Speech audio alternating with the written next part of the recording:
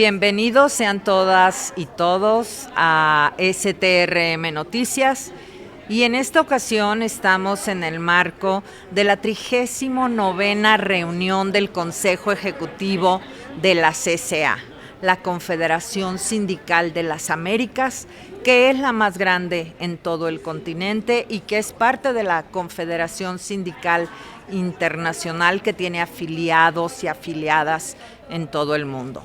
La CCA reúne a más de 55 millones de trabajadores y trabajadoras del continente, y es una confederación con un peso político muy importante, sobre todo porque es la bandera de la lucha de la defensa de los derechos laborales. La verdad, de manera personal, es un honor para mí el tenerlos en esta ocasión en nuestro país, en México. Dentro del marco de la reunión del Consejo Ejecutivo se llevan a cabo muchos trabajos, e independientemente de esta reunión, en donde se ven no únicamente los reportes y análisis de lo que se ha trabajado durante todo un año, también existen reuniones paralelas que son de importancia muy grande para todo el mundo sindical. Además de estas reuniones paralelas, este es un espacio donde se analizan, se presentan diferentes problemáticas que existen en la actualidad. Y cada una de estas reuniones, si bien tiene un formato muy parecido, nunca son iguales. Siempre se está a la vanguardia de los acontecimientos mundiales, regionales que existan, para poder armar planes de trabajo, para poder realizar campañas de apoyo, para poder informar, para poder llevar la capacitación a quienes lo requieran en todos estos temas. Hoy más que nunca, por la situación mundial que estamos viviendo, es importante reconocer los trabajos que se están haciendo, que ustedes sepan que también pueden participar con propuestas y estando al tanto de qué es lo que se está haciendo. La verdad, esperamos que disfruten tanto de las entrevistas que vamos a tener a nuestra disposición, porque cada una de ellas refleja la grandeza de todos estos actores internacionales tan importantes para el sindicalismo. Muchas gracias, esperemos que lo disfruten muchísimo. Hola, ¿qué tal? Muy buenos días, tardes, noches tengan todas y todos ustedes. Un verdadero placer estarles acompañando. Y bueno, hoy tenemos aquí en STRM Noticias al secretario general de CSA, Rafael Freire. ¿Cómo está, don Rafael? Hola, bien, un gusto estar con vosotros. Al contrario, ¿cómo es que un sociólogo, cómo es que un hombre de estas características decide incorporarse a la lucha sindical, para empezar, para darle un contexto a esto? Está bien, bueno, mi formación en la Universidad de Sociología, pero yo soy profesor, soy maestro. Entonces, era maestro de Sociología en la secundaria. Ah. No era, o sea, sociólogo fue mi formación. Sí, sí, sí. Y desde muy joven, ya saliendo para a organização sindical em Brasil, no final da ditadura militar, início da redemocratização. Então, aí entrei primeiramente no serviço público, antes de me formar. Com 23 anos, fui presidente de meu sindicato em Natal, Rio Grande do Norte, que é uma província de Brasil. Depois, quando terminei a universidade, fui ao Sindicato de Trabalhadores de Educação, também na província do Rio Grande do Norte. Bueno, e aí toda uma trajetória sindical, no sindicato de base, depois na Federação de la Rama, depois na CUT, a Central Única de Trabalhadores Provincial, depois na Confederação Nacional de Educação, depois na Direção Nacional de la CUT, la Executiva Nacional de la CUT, no sindicalismo internacional em Mercosul, fui secretário-geral da Coordenadora de Centrais Sindicais do CONUSUL e depois para a CSA. Então, essa é uma trajetória percorrida aí. O que menos me considero um sociólogo. Considero um sindicalista, um militante e, bueno, um maestro de la secundaria. Hay dos cuestiones bien interesantes, don Rafael, compañero Rafael. Uno, Brasil creo que ha puesto una muestra en América Latina, ¿no? Cuando un sindicalista como Lula llega a la presidencia del país. Porque estos procesos Brasil sí los ha aprovechado, a diferencia de otros países que tardamos más en el continente. Bueno, yo creo que las situaciones nacionales no se repiten. Tiene mucho a ver con la historia social, política, económica de cada país. Pero o que caracteriza a Lula e ter llegado à presidência é que em Brasília, em la redemocratização, no início dos anos 80, se criou alguns movimentos muito fortes. O primeiro é o PT, o Partido dos Trabalhadores. Lula, como sindicalista da ABC, muito rapidamente logrou analisar que a luta sindical sola não lograva transformação. Pero os trabalhadores tinham que ser protagônicos em las transformações e cria o PT. Depois, a criação da CUT, a Central Única de Trabalhadores. A CUT foi criada aonde não se poderia ter centrais sindicais, ou seja, a luta da CUT, depois houve sua legalização, então se organizando os trabalhadores. Havia um aparato jurídico que impedia a criação de sindicatos e mesmo assim a mobilização criou. Então se criou-se dois movimentos paralelos, um movimento político que é o PT e outro é o movimento dos trabalhadores que é com a CUT, com uma característica muito especial que PT nasce. PT nasce que não se reivindicava da esquerda tradicional, os comunistas, soviéticos, etc., e tampouco se reivindicava de los clássicos europeus. Então se criou uma trajetória democrática com perspectiva de transformação, mas tendo a democracia como centro. E a CUT com a ideia de representar toda a classe trabalhadora. Isto leva a que o país tenha duas patas sempre funcionando. Uma, a disputa dos trabalhadores por direitos laborais, condições de vida, democratização, e por outra, o PT buscando as transformações do Estado brasileiro. Lula foi candidato 3 vezes antes de ser eleito. E creio também que isto é o alicerce para que Lula chegue. Pero há que ver também que nos anos 90 o neoliberalismo tinha muito apoio popular em todos os países da América Latina, porque prometia uma vida nova, prometia a riqueza, prometia o desenvolvimento. Em Brasil, no final de los anos 90, Fernando Henrique Cardoso é eleito em 94, iniciando uma etapa forte neoliberal. Pero no final de los 90, a pobreza aumentou, a crise aumentou. E no início dos anos 2000, com a crise do neoliberalismo, com o ascenso do PT, com o movimento de trabalhadores forte, Lula chega à presidência da República. Então, esses são eixos nacionais importantes que têm um alicerce que foram construídos 2, 3 décadas antes que ele chegue à presidência. Então, em minha opinião, ou seja, isso levou a que tenhamos hoje Lula em seu terceiro mandato, porque houve 2 mandatos, depois de Dilma Rousseff, o golpe contra Dilma Rousseff, o governo golpista de Michel Temer, depois Bolsonaro, porque houve o que há na América Latina, os novos tipos de golpe, que não são golpes militares, são golpes jurídicos, parlamentares, impediu que Lula fosse candidato e Bolsonaro ganhou. Bueno, quando Lula é libertado, que prova que é inocente, volve à presidência, que é um hecho histórico. E hoje Lula, sem dúvida, é de um dos grandes líderes mundiais. Sim.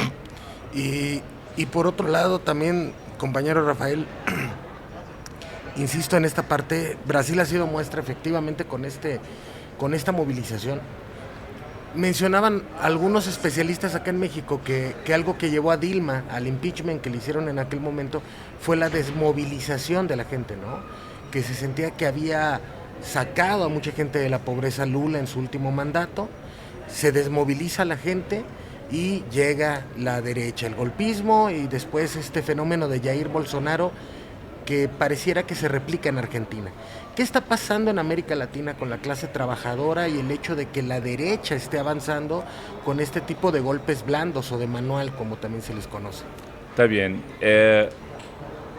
En mi opinión, hubo un error muy grande de los dos primeros gobiernos de Lula y del gobierno Dilma, porque hubo un ascenso fuerte en la población, hubo conquistas importantes, pero depois, quando hicieron encuestas em Brasil, perguntava, bueno, ¿por que tu vida melhorou? Aí a primeira resposta era Deus, por Deus. Depois, por la família. Depois, por mérito personal.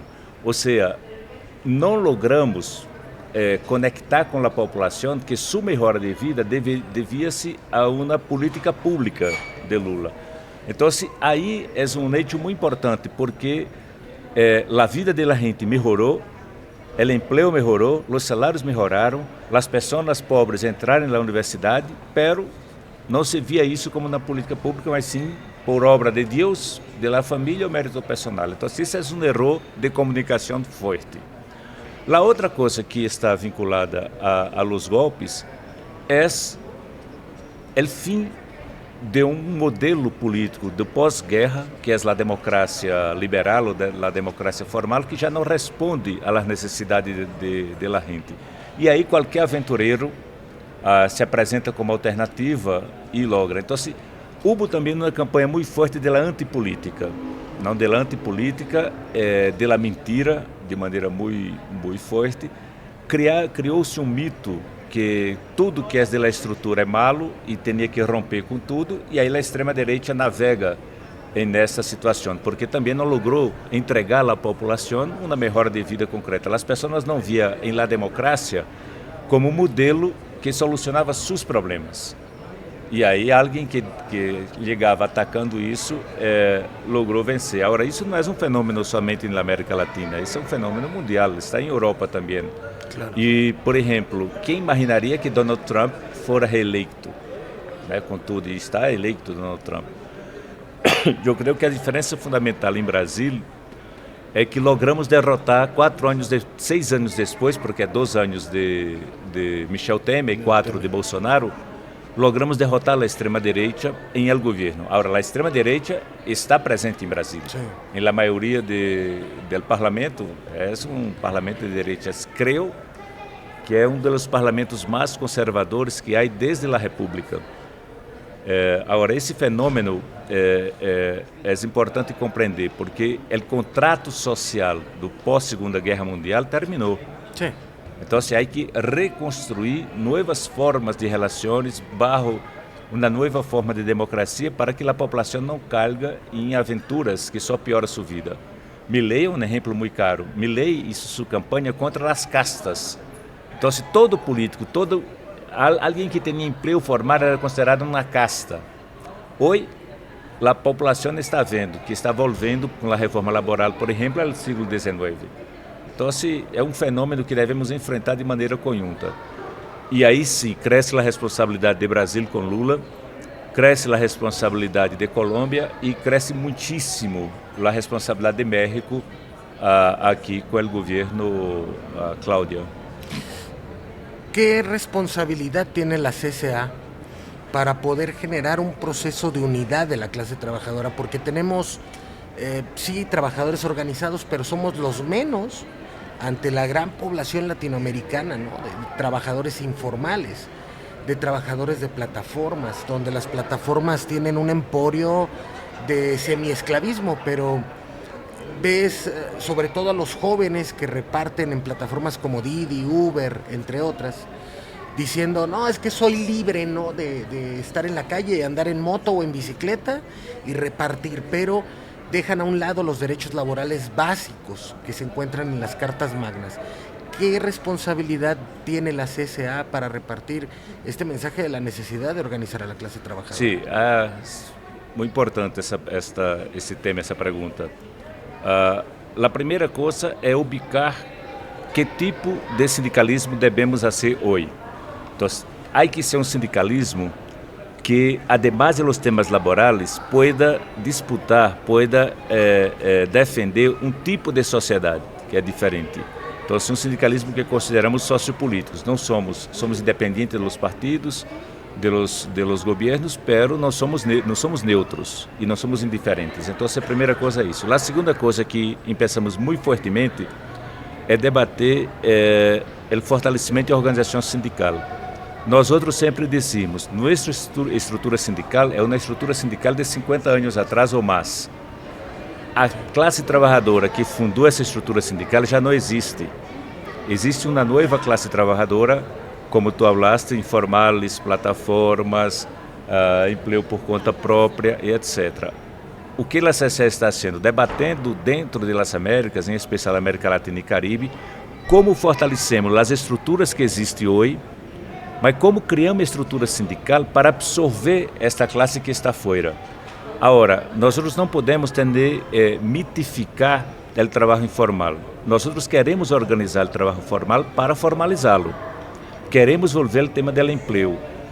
E creio que podemos debater muito claramente com as populações, porque há um certo determinismo quando diz que todos falam que não querem, que tem hora livre, etc. Sim. Há encuestas em Brasil, por exemplo, com repartidores e com esses setores, que a maioria quer se organizar e quer a formalidade. O que passa?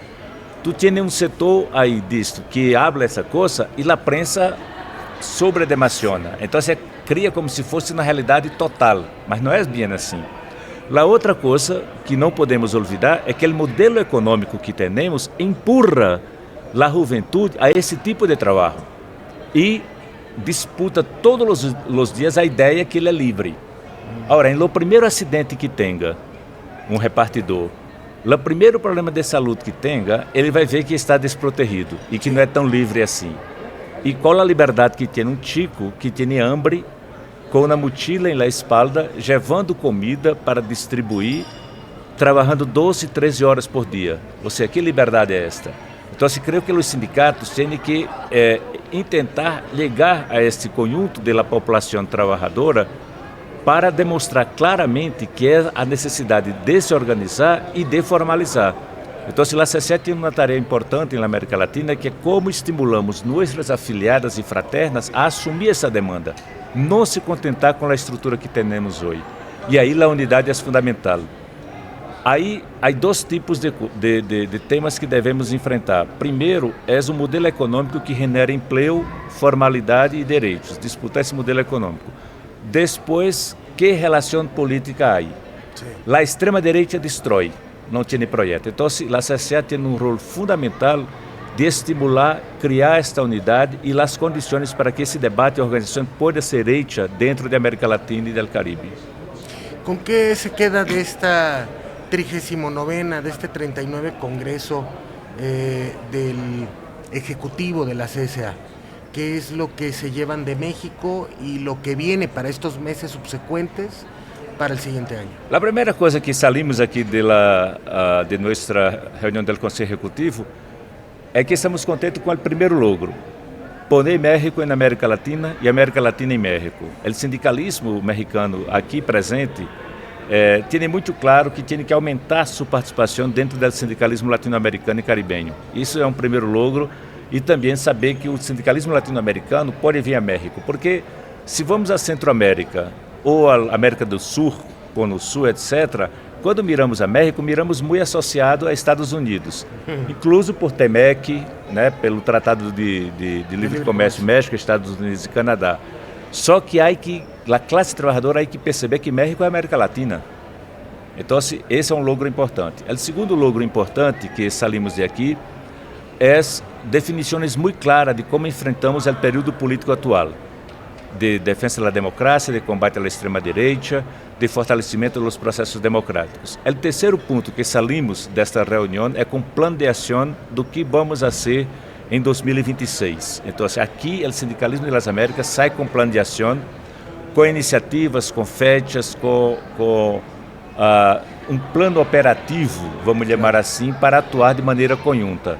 Salimos de aqui, vamos à Argentina, em la mobilização dos 50 anos do golpe militar, vamos ao processo de organização da juventude trabalhadora, organizando a juventude em Uruguai, que vai se reunir para um plano de ação específica sobre isso que estamos falando aqui, os jovens da CSA. Vamos preparar nossa atuação dentro da Conferência Internacional do Trabalho, a OIT, em Genebra, no mês de junho. Em abril, vamos fazer essa preparação aí. Vamos estar em solidariedade com os países em risco, que tem mais ataque, que é Panamá, Equador, Costa Rica, Argentina, El Salvador, ou seja, o sindicalismo de aqui, da região, com mais suporte a essas centrais sindicais que sofrem ataques violentos, brutais em seus países, a organização sindical.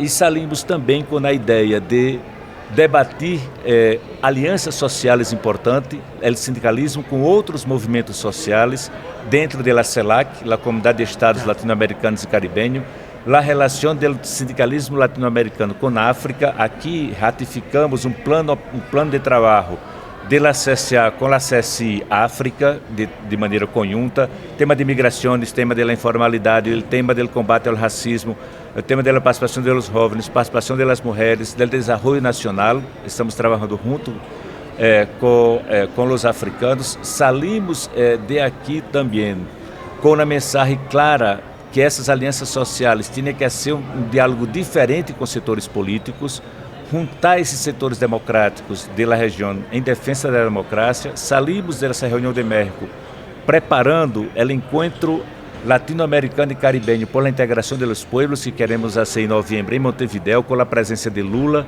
com a presença de Cláudia, de Yamandu Ossi, que é o presidente de Uruguai, onde o sindicalismo e os movimentos sociais apresentam a los governos democráticos da região suas reivindicações. Então, salimos com muito trabalho e com muita potência desta reunião que hicimos aqui em México. Don Rafael, compañero Rafael, le agradecemos mucho el tiempo que nos otorgó. Por último, ¿qué mensaje le daría a las y los trabajadores, trabajadoras mexicanas, mexicanos, desde la posición que usted ostenta en la CSA? Bueno, antes da mensagem, eu não poderia terminar sem agradecer muitíssimo a UNT, os telefonistas, os companheiros de Tunan, os companheiros pilotos de ASPA, agradecer colabor. E um agradecimento muito especial a meu querido companheiro e amigo Francisco do CTRM. Lá, a corrida que tivemos aqui em México foi excepcional. Eu falava que o risco é que a CSA queira voltar mais e mais a México. Fomos muito bem a corrida aqui. Agora, a mensagem é: organizem e organizem.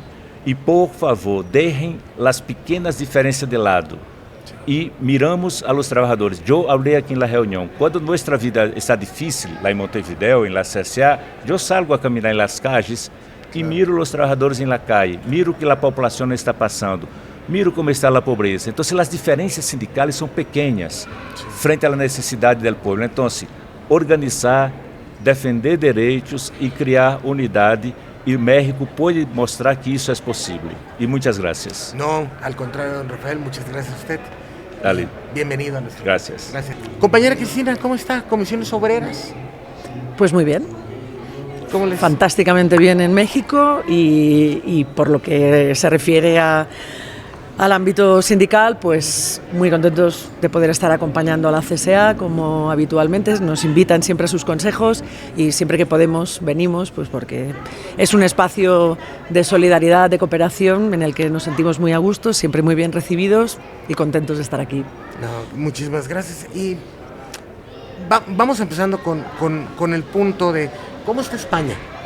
España, bueno, lo que tenemos, ¿no?, de la prensa es que están luchando por reducir la jornada a 37.5 horas, que están en un proceso de lucha muy interesante en el que si están en la OTAN, si no están en la OTAN, que si Europa se rinde ante Trump o se va más hacia la derecha con Merz en Alemania. ¿Qué está pasando con comisiones obreras y estas condiciones que se están presentando en Europa? A ver, España en este momento es un oasis político a nivel europeo y casi mundial, ¿no? Continuamos teniendo un gobierno de coalición progresista, el único que queda ya en Europa, sí, con estas características, excepto, por suerte, nuestros vecinos y hermanos de Portugal pues pusieron mucho sentido común y finalmente triunfó el candidato del Partido Socialista, por tanto se puso freno a la extrema derecha en Portugal, cosa que celebramos. Y como digo, bueno, pues España es un país que en estos momentos está yendo bien, estamos liderando los rankings de crecimiento económico, el mercado de trabajo realmente está funcionando, estamos en unas cifras de empleo bastante históricas, ha mejorado muchísimo la calidad del empleo, eso tiene también mucho que ver con la acción sindical y ahí me pongo también una medalla, ¿no? Eso es voluntad política, pero también el resultado, ¿no? de un trabajo intenso a nivel sindical y de movilización social. Pero lo que podría ser positivo de cara al externo, digamos, no se acaba de ver exactamente dentro del país. El gobierno de coalición tiene una situación muy complicada a nivel parlamentario, tiene una minoría, gobierna en minoría, por tanto todo lo que aprueba, todas las leyes que pretende tirar adelante están muy condicionadas a lograr el apoyo de socios, claro, que no son parte del gobierno y que a veces votan a favor, otras en contra, que piden contrapartidas cada vez. Y hemos visto el ejemplo más claro, uno de los últimos ejemplos ha sido con la imposibilidad de aprobar la ley que reduce la jornada de trabajo a 37 horas y media. En España tenemos la suerte, además hemos vivido justo la aprobación en México de la reforma que permitirá, aunque sea de forma progresiva, pero permitirá finalmente que la jornada de trabajo sean 40 horas. En España tenemos la suerte de disfrutar de ese beneficio, digamos, o de ese logro sindical, también te digo, que desde hace muchísimos años. Además, la jornada real en España es de menos de 40 horas porque por negociación colectiva se reduce la misma. Pero todo el debate social que se generó en torno a la reducción de la jornada tenía que ver no solamente pues con el hecho de que después de 100 años de haber conseguido la jornada de 40 horas las cosas han cambiado mucho, claro, y es posible trabajar menos horas pues porque la productividad ha mejorado, porque la automatización, la digitalización, etcétera, lo facilita, pero también porque es una demanda social, porque la gente también quiere vivir. Claro. Y la ministra de Trabajo y vicepresidenta segunda, Yolanda Díaz, lanzaba mucho este mensaje, ¿no? Esa cosa de que las personas tenemos derecho a disfrutar de nuestro tiempo con nuestras familias, con nuestras mascotas o haciendo lo que nos dé la gana, no solamente trabajando, ¿no? Y que las condiciones en España ya se daban para esa reducción. Finalmente, intereses políticos que tienen muy poco que ver con la ciudadanía, o sea, con lo que necesita la ciudadanía, que responde a otras lógicas partidistas, han impedido que esto sea una realidad. Pero nosotros, que nos movilizamos también para lograr esa reducción de la jornada, lo que ponemos en valor es que se ha abierto el debate social. Y el debate social, o sea, la gente, las personas en la calle han dicho que querían que la jornada se redujera. Y eso es importante. Es importante, yo creo que, por ejemplo, otro debate que nosotros vemos desde acá, desde este lado del planeta, en España, es el tema de Ayuso o Montero. Y llega, por ejemplo, Pablo Iglesias con la base, llega Antena 3, Ferreras, ¿no? Uh-huh. ¿Qué está sucediendo con la narrativa de la clase trabajadora ante estos embates que estamos viendo de que quieren avanzar como a decir, tú no te preocupes, el colectivismo no importa tanto, ¿no? Preocúpate solo por ti y dejemos de lado lo demás. Uh-huh. ¿Cómo está trabajando Comisiones Obreras? ¿Cómo está trabajando el sindicalismo español ante estas condiciones políticas y de la narrativa mediática que tienen que enfrentar a diario? A ver, yo creo que España en ese caso no es una excepción, es una tendencia que se está dando en todo el mundo, ¿no? Los medios de comunicación son propiedad de la derecha, sino de la extrema derecha, del gran capital, Bueno, eso ocurre yo creo que en todas partes. La izquierda, los movimientos sociales, por supuesto los sindicatos, tenemos poco espacio en los medios de comunicación de masas, digamos. Claro. Sí que es verdad que en España existen medios de comunicación más de izquierdas, pero no son mayoritarios, ¿vale? Con lo cual eso nos dificulta. Y al mismo tiempo en España se está produciendo, por eso yo decía que la imagen que España traslada al mundo es una y la imagen o la percepción que tienen algunos ciudadanos en la propia España es otra. Es de que es un país que no funciona, es un país con problemas, es un país... Bueno, y gran parte de ese discurso, de esa narrativa, la imponen estos medios de comunicación y esas grandes corporaciones, con el agravante de que en España hay una enorme polarización. Sí. Una enorme polarización y esa voluntad de trasladar ese mensaje, ¿no? De, esto está dividido, estamos unos contra los otros. No es cierto, es todo muy forzado. ¿Qué ocurre? Ayuso es la presidenta de la Comunidad Autónoma de Madrid, que obviamente concentra el poder, no solamente político, sino también económico, porque todas o casi todas las grandes empresas, las empresas del IBEX, tienen su sede en Madrid, en la ciudad de Madrid o en sus aledaños. Ocurre aquí, ¿no? Aquí. Exactamente, es la capital federal, digamos. Bueno, claro. Nosotros no, porque no somos federales, pero bueno, sí. Es la capital, digamos. ¿Qué ocurre? Tiene un poder económico importante esa comunidad autónoma. Potente. Y Ayuso es la peor de las derechas. Está dentro del Partido Popular, pero realmente sus posiciones están mucho más cercanas a Vox, por ejemplo, o sea, a la extrema derecha o a la extrema derecha de Milei, de Casca ahora que va a asumir en Chile. El otro día le dio un premio a Trump, a los Estados Unidos, como valor. Ha recogido o ha hospedado en Madrid a la oposición más radical venezolana, por ejemplo, a los expresidentes mexicanos. En Madrid hay una colección de expresidentes mexicanos viviendo. Sí, sí. Entonces ella de alguna manera lo que está representando es esos peores valores de la derecha. Sí, claro. Unos valores que, hablando de narrativa, que nos han robado la narrativa a la izquierda, en cuanto, especialmente, el concepto de libertad. Sí. La libertad es un concepto progresista, de izquierdas, la libertad ligada con la justicia social, ¿vale? Ella se lo ha apropiado para hablar realmente de libertinaje más que de libertad, ¿no? O sea, para ella la libertad es que durante la pandemia, durante el confinamiento, en Madrid los bares estaban abiertos, eso era libertad, ¿vale? Pasando por encima de todas las recomendaciones de salud del mundo, ¿no? Entonces, es esa idea que nos está realmente haciendo mucho daño a la izquierda, porque, por ejemplo, hay un antisindicalismo importante, pero no por algo concreto contra los sindicatos, sino contra lo que representamos. Los derechos colectivos, la unidad, la solidaridad, no, ellos son individualistas, todo es privado, ¿vale? La farsa de la meritocracia. Absoluta. Y por ejemplo, pues eso, Madrid encabeza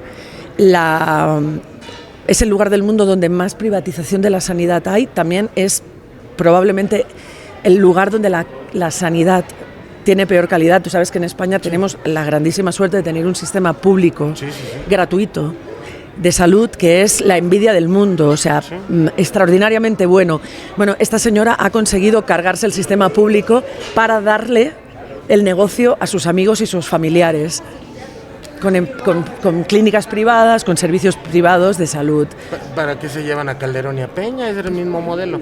Pues para que le dé algunas lecciones, seguramente. En este sentido, ¿qué sigue en este momento para Comisiones Obreras? Sé que vamos a tener un acuerdo con Comisiones Obreras aquí en México, que es un honor, y sobre todo por la historia, ¿no?, del sindicalismo español, la lucha republicana antifascista, que dio un sindicalismo verdaderamente potente y de lucha.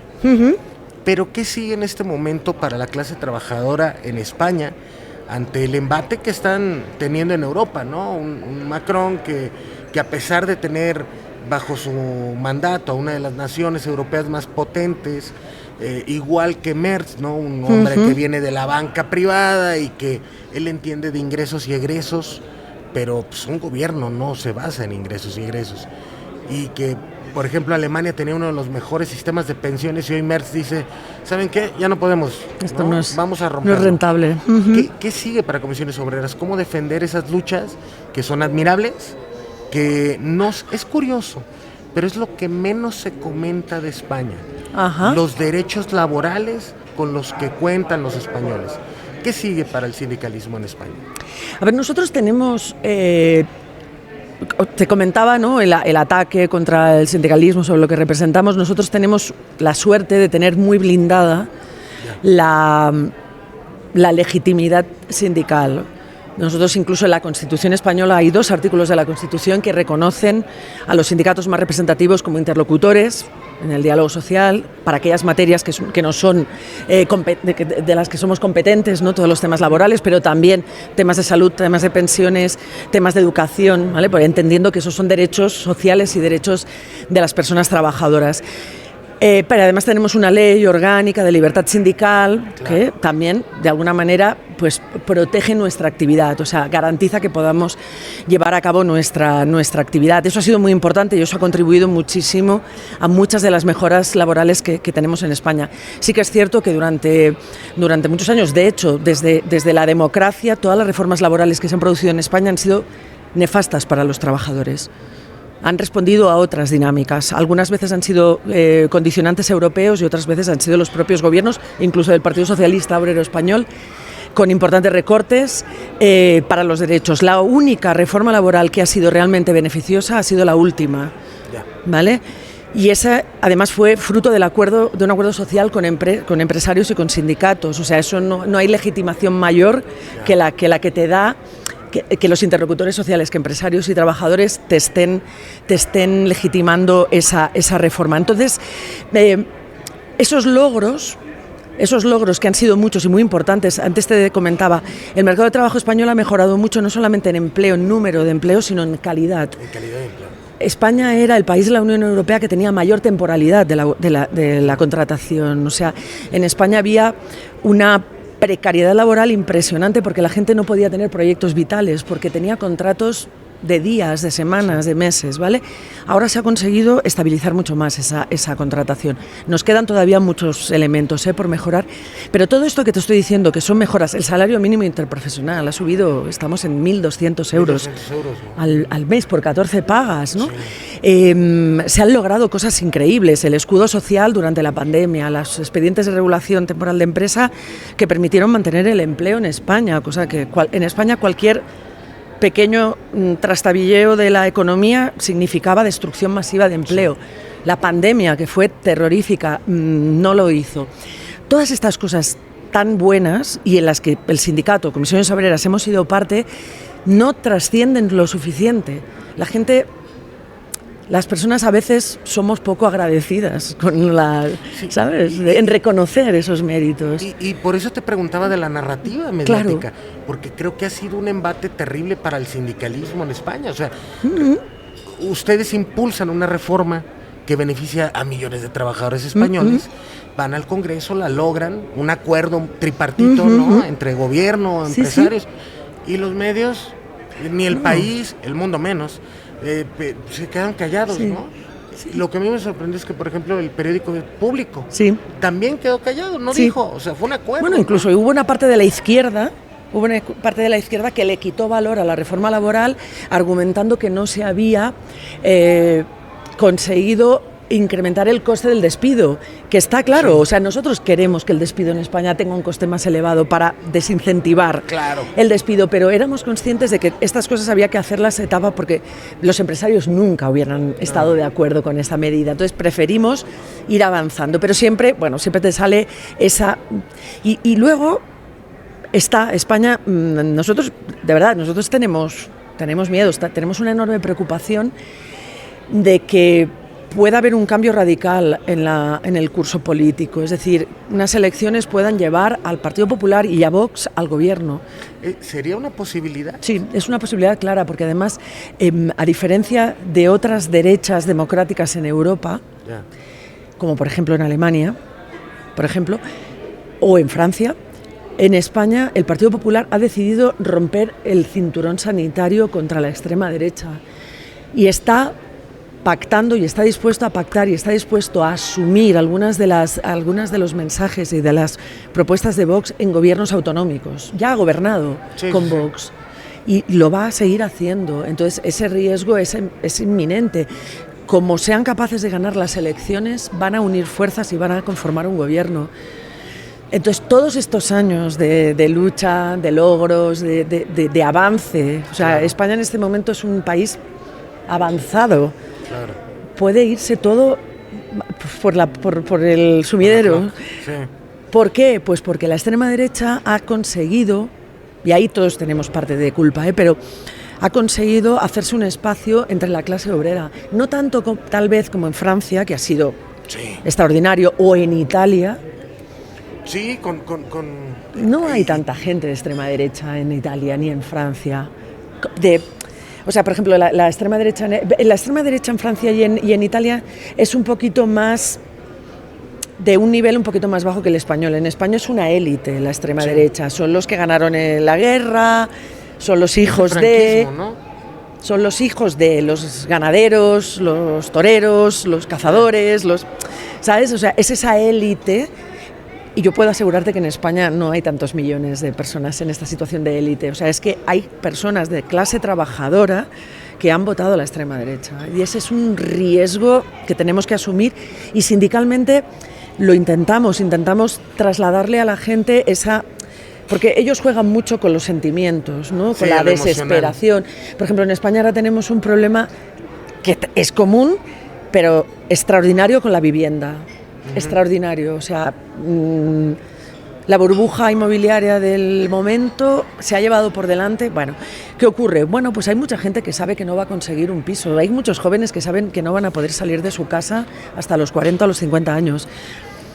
Bueno, pues a veces estas desesperaciones llevan pues a... Mira lo que pasó en Argentina, pues... Bueno, fue un trabajo, y eso es lo que iba, ¿no? Milei es un trabajo mediático, ¿no? Que el tipo le invirtió 10 años junto con el grupo. Sí. Y uno se pregunta, bueno, ¿cómo llegó un incestuoso que habla con su perro muerto? Dice aquí un filósofo que entrevistamos la otra vez, que se llama Diego Rusarín, el Ponciduende. ¿Cómo llegó a la presidencia de un país tan importante que viene después del 85, de una democratización terrible, después dolorosa?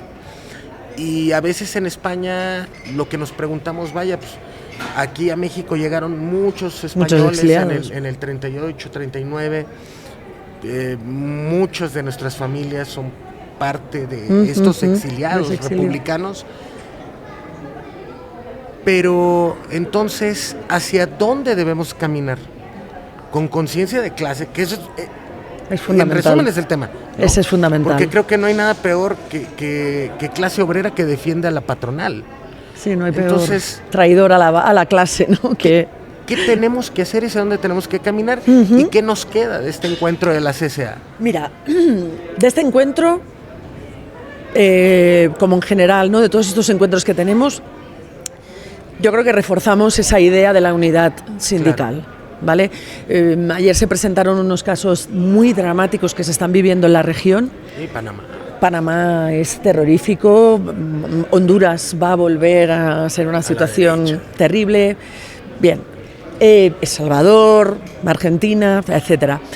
Chile vamos a esperar qué pasa con Chile. Ahí está, pero bueno, no va a mejorar su situación.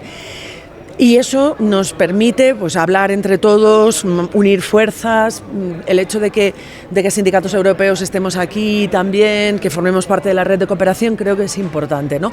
Es importante pues la reunión que mantuvimos Comisiones Obreras y la UNT el otro día para establecer esas, o para formalizar un poco esa relación, para trabajar juntos. Eso emociona, ¿eh? Eso emociona. Sí, no, y a nosotros también, porque además, o sea, México es un país muy importante y tenemos muchas ganas de intentar, en la medida, muy humildemente, aportar todo lo que podamos también, pues para darle esa vuelta que necesita también, ¿no? Claro. El país y, por supuesto, el sindicalismo, la clase trabajadora.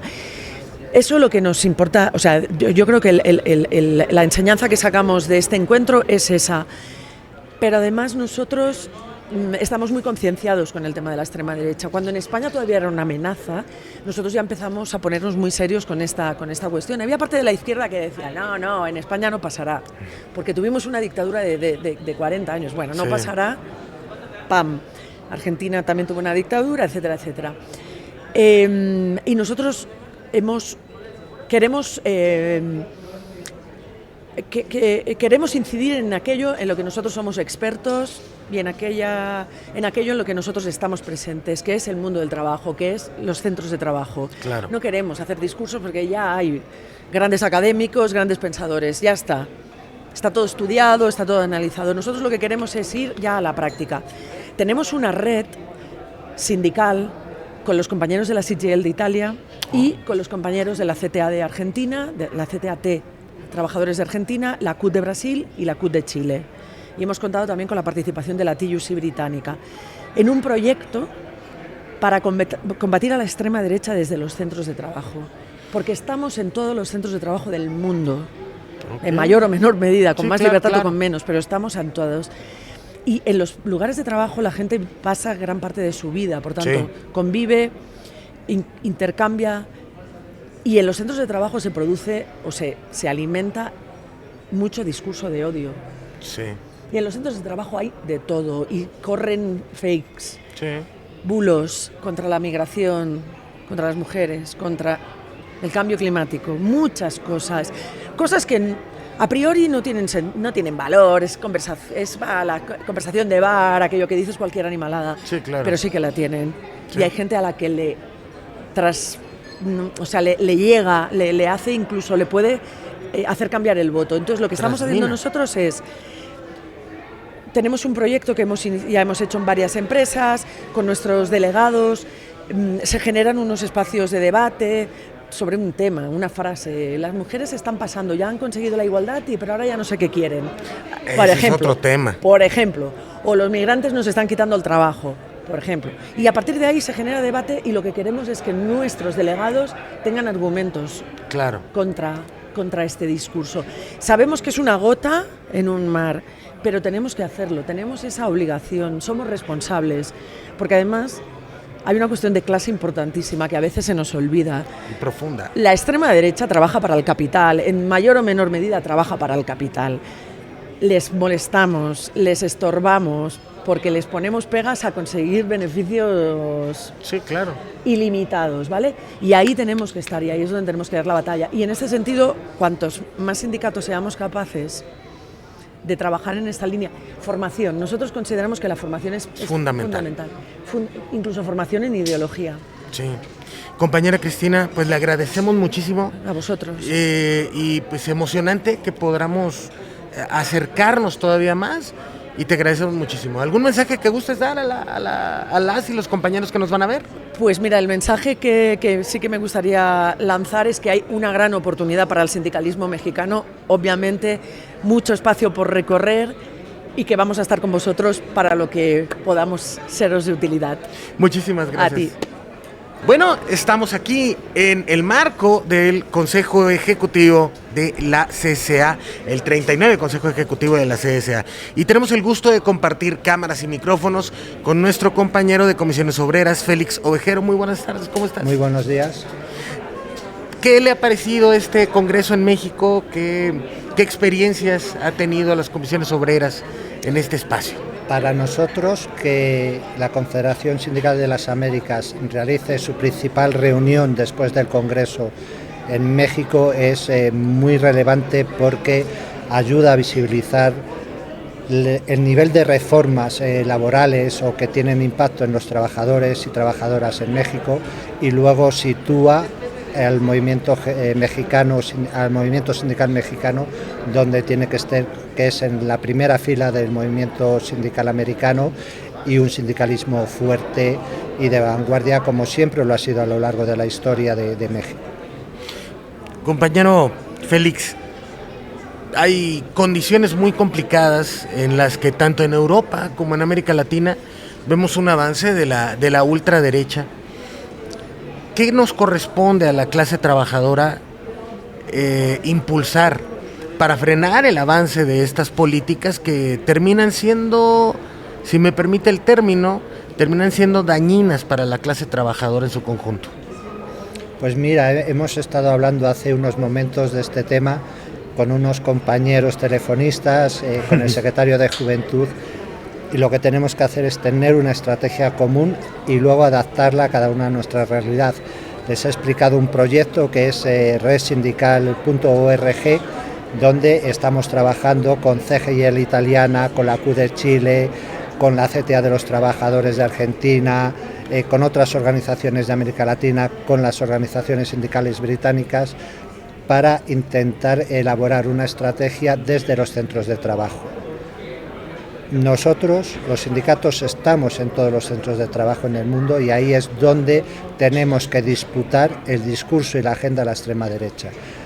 Y hemos hablado de que el movimiento sindical mexicano se pueda incorporar a este proyecto, que puede ser muy interesante, también con una visión del movimiento de las organizaciones sindicales mexicanas. Nos recuerda un poco esto al tema de la internacional, ¿no? Es decir, me refiero de parte del progresismo, de las izquierdas, luchar en contra de los avances del fascismo, que igual ahorita estamos viendo un fascismo que no tiene un enlace histórico, digamos, con el fascismo tradicional, ¿no?, de Mussolini, pero sin embargo le están diciendo a las clases trabajadoras que no necesitan de sindicatos, que somos individuales, y hacen caer en la farsa de la meritocracia. ¿Qué ha hecho Comisiones Obreras? ¿Qué ha hecho el sindicalismo español en estos momentos para tratar de frenar un poco este avance de esta narrativa que se ha estado sobre todo dando en los medios? Lo has comentado. Primero, alianzas. Y tenemos que buscar alianzas a nivel nacional, a nivel local, a nivel regional, en todos los niveles, buscando compañeros de viaje en defensa de la democracia y en defensa de los derechos laborales que tanto nos está costando construir, y prueba de ello es México. Y luego no olvidar nuestro internacionalismo. Nosotros hemos venido a esta 39 reunión de la Confederación Sindical de las Américas para estar en la reunión, pero también para conocer y fortalecer lazos con las organizaciones sindicales mexicanas. Renovar nuestro internacionalismo, fortalecer nuestro internacionalismo, elaborar estrategias comunes que luego tenemos que adaptar en los países, es fundamental. Y eso lo estamos trabajando con el proyecto que te he comentado anteriormente, y también claro, en España, con organizaciones de desarrollo, organizaciones de mujeres, organizaciones ecologistas, en defensa de los valores de la democracia, de la izquierda, y de mantener y aumentar los derechos de la clase trabajadora y de los sectores más desfavorecidos de la sociedad. ¿Con qué se queda, compañero Vejero, de esta reunión de la CSA, y qué sigue para los próximos meses en la lucha y las alianzas que se van a formar para la clase sindicalista en este lado del mundo? No podemos hacerlo solos, hay que buscar canales de relaciones entre las diferentes organizaciones regionales del movimiento sindical. Aquí se ha presentado un programa conjunto de la Confederación Sindical de las Américas con la de África, y es muy importante que las voces de los diferentes sures, porque no hay un sur global, hay diferentes sures, con diferentes dinámicas, con diferentes organizaciones sindicales, trabajen una agenda común de prioridades y que se relacionen con la Confederación Europea de Sindicatos y con los sindicatos europeos. Somos los que vamos a dibujar el nuevo orden internacional, les guste o no. Nosotros no hemos defendido una globalización sin derechos, nosotros no hemos defendido un libre comercio sin derechos, nosotros no hemos defendido la transnacionalización de la economía, porque no participábamos. Ahora tenemos que estar en los espacios donde se está decidiendo ese nuevo orden internacional y tener propuestas de participación del movimiento sindical. Como en México no es una cuestión aparte de los temas internacionales, en México hay que buscar canales de participación de las organizaciones sindicales en la elaboración de las políticas públicas hacia trabajadores y trabajadoras. No se puede hacer sin los sindicatos, porque pierden mucha legitimidad. ¿Qué queda de este Congreso para compartir un mensaje con las y los compañeros mexicanos y latinoamericanos de parte de comisiones obreras y de la mejor representación, hay que decirlo en este momento, del sindicalismo europeo, porque sí han avanzado a reducir la jornada de trabajo, han abanderado que el ocio es un derecho para las y las personas trabajadoras? ¿Qué mensaje daría usted a quienes... Voy a dar un mensaje que he repetido en diferentes conversaciones que he mantenido. México no puede mirar solo a su vecino del norte. Es muy importante, hay millones de compañeros y compañeras en situaciones muy complicadas en Estados Unidos. La persecución que se está haciendo hacia el migrante mexicano fundamentalmente o latino en Estados Unidos es brutal. Sí. Pero tiene que mirar hacia su sur y hacia el este, que es Europa, para que México ocupe un espacio que se merece. Está liderando reformas que en ninguna parte del mundo se pueden realizar. Y apunto solo dos, más allá de todas las que se han realizado de cuestiones laborales: la reforma de la justicia y la reforma del sistema electoral. Eso solo se puede hacer con una mayoría social. ¿Qué falta? La integración del movimiento sindical en esa toma de decisiones, porque son muy relevantes para el presente y el futuro de México y de sus vecinos, y no solo del norte, ¿no? Es pedir a las organizaciones mexicanas, a las organizaciones sindicales, al gobierno, a los partidos, que no miren solo hacia el norte, sino que mirando al norte miren otras latitudes. Compañero Félix Ovejero, le agradecemos muchísimo, mil gracias y bienvenido a México, y esperamos tener mayor contacto con estas alianzas que están en proceso. Por supuesto, y muchas gracias a vosotros. Gracias. Tenemos el gusto de contar con el señor embajador de Cuba, Eugenio Martínez. Bienvenido, don Eugenio, ¿cómo se encuentra? Gracias, me siento acompañado. Vino al Congreso, al Consejo Ejecutivo de CSA, porque los sindicatos, la clase trabajadora ha decidido dar solidaridad a Cuba. Pero ¿qué piensa usted, qué opina usted del movimiento sindical y la solidaridad con nuestros hermanos cubanos? Recibimos una invitación muy generosa hacia nuestro pueblo. Pudimos acudir, lamentablemente la dirección de la Central de Trabajadores de Cuba, nuestro sindicato, no pudo venir, aunque hizo una intervención virtual, y hemos sentido expresiones de acompañamiento, de apoyo a Cuba, firmes, dignas, y por lo tanto los agradecemos desde el fondo de nuestra alma, porque nuestro pueblo está sufriendo un crimen que se comete desde Estados Unidos, y que muchos sindicatos como ustedes denuncien ese crimen es alentador, porque demuestra que no hay complicidad con la injusticia contra Cuba. La Revolución Cubana ha sido uno de los fenómenos sociales, políticos más importantes del siglo XX, de la segunda mitad del siglo XX en el mundo. ¿Cómo sostener los triunfos de la Revolución Cubana para la clase trabajadora y para la clase latinoamericana en su conjunto ante estos embates de una ultraderecha bastante agresiva, embajador? Tiene usted razón que fue un proceso muy profundo que estremeció la historia de América Latina y el Caribe y tuvo un impacto mundial, y se creó en condiciones muy difíciles, pero por las necesidades históricas del pueblo cubano, a partir de la humillación que habíamos sido sometidos por Estados Unidos y la dominación de Estados Unidos sobre Cuba.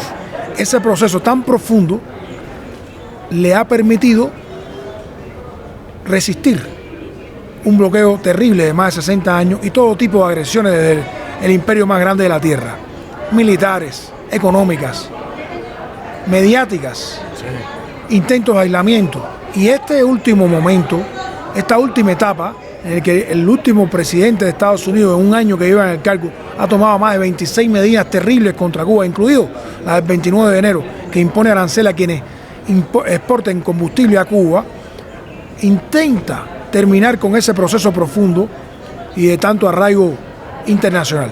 Pero la mala noticia para ellos es que el pueblo cubano resistirá. El costo es alto, es muy alto. El pueblo cubano sufre carencias que no debía sufrir porque es un pueblo noble y que no ha hecho otra cosa que construir su futuro. Pero les aseguro que saldremos de esta etapa con el apoyo internacional y con nuestra propia creatividad nacional. El pueblo cubano, el gobierno cubano, embajador, ha sido solidario con México y ha sido recíproco, ¿no? Es más, de hecho, en su momento del priismo, aquí vivió Fidel y el Che Guevara, de hecho aquí a la vuelta, y los tuvieron en algún momento presos, sin embargo los soltaron y se pudo hacer fueron en el Granma, ¿no? A La Habana. Pero ¿qué está sucediendo en este momento con el tema de la solidaridad de México con Cuba? ¿Se está expresando adecuadamente? Sabemos que hay un asedio también de parte de esta ultraderecha trompista, ¿no?, que tenemos aquí a un lado, sí. Pero ¿que ha sido recíproco el apoyo? Mire, los dos hombres más grandes de Cuba, el héroe nacional José Martí y Fidel Castro Ruz, el líder de la revolución, ya fallecidos ambos, amaron a México profundamente. Fidel dijo que Martí lo enseñó a amar a México porque fue el país que más amó. Fidel dijo que para todos los políticos progresistas de América Latina y el Caribe, México era una patria común.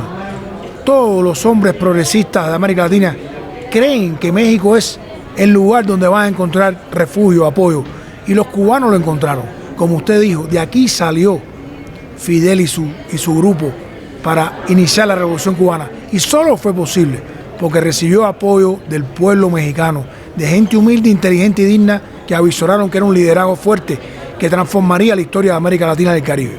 Ahora, el gobierno de México ha sido muy solidario con Cuba, en expresiones públicas de condena al bloqueo de Estados Unidos y en ayuda material a nuestro pueblo. Claro que hay diferencias, pero lo que yo he encontrado abrumadoramente es un apoyo del pueblo mexicano. He visto decenas de miles de personas yendo al Zócalo a regalar un poquitico de lo que tienen, o mucho, o una carta o un dibujo de niños de primer grado, porque saben que hay una injusticia en marcha y que el pueblo cubano es hermano del pueblo cubano. Somos pueblos hermanos, México de luego, el hermano mayor, pero como hermanos así nos comportamos. ¿Qué sigue en estos momentos, señor embajador? ¿Cómo podemos, aparte de ir al Zócalo, de expresar la solidaridad en especie, pero también cómo podemos expresar nuestra solidaridad políticamente como clase trabajadora con nuestros hermanos cubanos? Que, insisto, ha sido recíproco el apoyo. Vinieron médicos cubanos y fueron a lugares donde médicos mexicanos no se han parado. Pero se ha acusado ahí de situaciones la derecha, ¿no? Ya sabe, las cuestiones mediáticas. Pero ¿cómo podemos apoyar al pueblo cubano? No queremos exagerar nuestra contribución a México, que es un pueblo hermano, pero usted tiene razón. Hemos venido cuando ha habido desastres naturales con nuestros médicos. El pueblo cubano ha contribuido también durante la pandemia, que vinieron miles de médicos cubanos a apoyar en varias localidades de México, como Veracruz, Ciudad México, etc. Ahora tenemos más de 3.000 médicos cubanos remunerados por el gobierno mexicano, como remuneran un médico mexicano, en 570 municipios en 29 estados. Han salvado 700.000 vidas mexicanas en 2 años y medio. Esa es una contribución como Cuba la hace en el mundo, pero con mucho cariño en México. Yo creo que a su pregunta le digo, el pueblo mexicano, si así lo estima, puede mantener el rechazo al bloqueo recrudecido de Estados Unidos. Y si así también lo estima, no solo le estamos pidiendo, sino estamos diciéndole que puedan decidir hacerlo o no, puede mantener el acopio de ayuda material y donaciones para Cuba, que le debo decir con seguridad que llega al pueblo cubano, que llega a los sectores más vulnerables y que lo agradece mucho, porque se sienten acompañados. A lo mejor la ayuda no es toda la que necesitamos, porque es inmensa por el bloqueo, pero no crea que aunque sea pequeña, 1 kilo de arroz, 1 kilo de frijol, llega a un hogar cubano y cuando ve que dice enviada por el pueblo mexicano, por el gobierno mexicano, se siente acompañado. Esa noche duerme sabiendo que no están solos en el mundo. ¿Qué mensaje le dejaría a nuestras compañeras y compañeros trabajadores, embajador? Y sobre todo, pues que sienta que estamos del lado del pueblo cubano del lado de la revolución y que se mantenga el ejemplo que América Latina ha tenido de dignidad durante todo este tiempo. ¿Qué mensaje le dejaría a la audiencia? Solo puedo expresarle agradecimiento. Solo puedo decirle que en nuestra experiencia, en la experiencia de los cubanos y cubanas, la resistencia ha sido la clave. La idea de que hay un mundo alternativo al capitalismo feroz y que hay modelos que pueden servir para las mayorías, no solo para las minorías. Esa idea es muy fuerte y puede tener realización. En Cuba la tuvo, saldremos de este problema que hoy se ha incrementado la desigualdad en Cuba porque hay diferencias sociales generadas por la guerra económica, sí. Pero estamos seguros que el camino de garantizar la mayor igualdad es el correcto. Muchísimas gracias, señor embajador. Gracias.